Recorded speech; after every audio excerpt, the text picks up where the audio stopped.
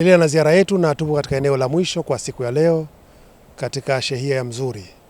Hapa kuna viwanja 8 ambavyo vilipimwa na serikali baina ya mwaka 2011 mpaka 2013 ambao ni takriban miaka isiyopungua 13 mpaka hivi sasa. Kama ambavyo eneo mnaliona halijaendelezwa kwa kitu chochote, na tumemsikia sheha anatuthibitishia kwamba eneo hili wanalitambua kama eneo la wazi na baadhi ya wananchi walikuwa wakilitumia kwa shughuli ndogo ndogo. Sasa tumelitembelea eneo hili ili kujiridhisha kama kumeendelezwa kwa mujibu wa sheria. Kama nilivyoeleza awali kwamba wananchi waliopatiwa maeneo haya wanatakiwa kuendeleza ndani ya miaka 2 baada ya kupewa. Leo kipindi hicho cha miaka 13 bado hakuna maendelezo yote yaliyofanywa, na sisi tumejiridhisha na hatua hiyo. Tutawasilisha ripoti yetu serikalini kama ilivyokuwa kwa maeneo yale mengine, ili hatimaye sasa serikali itoe maelekezo nini cha kufanya. Wito wetu kwa wananchi pale ambapo wanapatiwa maeneo kama haya na serikali waweze kuyaendeleza haraka ndani ya kipindi cha miaka 2. Lengo la serikali wanapotoa maeneo kama haya yaweze kuendelezwa kama ilivyokusudiwa. Serikali inajaribu kuweka mipango ya makazi ili tupate makazi mazuri, tupate miji mizuri ambayo imeendelezwa vizuri. Kama mnavyoona hivi ni vichaka tu. Wakati serikali inatoa maeneo haya haikuwa na lengo kwamba miaka 13 baadaye tuendelee kushuhudia vichaka vya aina hii. Hapa palitakiwa pawe na mji mzuri ambao umepangwa vizuri, lakini leo tunaona hali ilivyo, maana yake lengo la serikali halikutimia.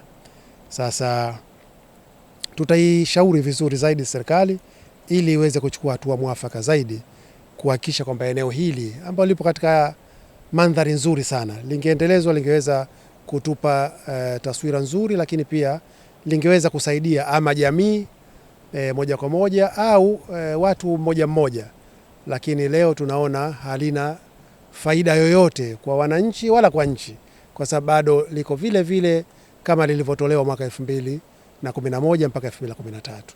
Kwa hivyo niendelee tena kuwanasihi wananchi, serikali haina nia mbaya ya kuwanyang'anya wananchi maeneo, lakini pia tunapaswa tuzisimamie sheria zilizotungwa katika nchi yetu. Sheria miaka 2 baada ya kupewa endeleza. Wapo wananchi wengine ambao wanahitaji maeneo mbalimbali ili waweze kuendeleza, ama kwa kujenga makazi au kujenga huduma za kijamii au miradi ya kiuwekezaji. Sasa tukiendelea kwa hatua kama hizi, kinachofuatia katika eneo kama hili ni uvamizi na kujengwa kinyume cha utaratibu, jambo ambalo linatuharibia taswira nzuri na image nzuri ya nchi yetu. Kwa hivyo tuendelee kusisitiza, na sisi Kamisheni ya Ardhi pamoja na Wizara ya Ardhi tumejipanga kwa ajili ya kuzisimamia hizi sheria, na hizi ziara zetu zinaendelea kama ambavyo tulitoa wakati tunatangaza ratiba yetu. Tumeanza katika shehia hizi 3 za Tasani, Mzuri na Kiongoni. Wiki ijayo tutaendelea tena na ziara kama hii.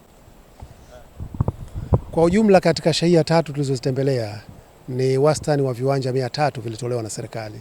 Shehia ya Tasani, shehia ya Mzuri na shehia ya Kiongoni. Nimepokea vizuri tu, na baada ya zoezi hili itabidi tuwatafute wahusika, tuwake hii taarifa ili shughuli nyingine tena zifuatie. Mimi na ushauri wangu kwa jamii wanapotaka kufanya mambo yao kuhusu mambo ya ardhi, waanze chini halafu wanakwenda juu, na ridhaa yao wanaipata juu, kwa sababu sisi hatuna uwezo wa kumpa mtu ardhi.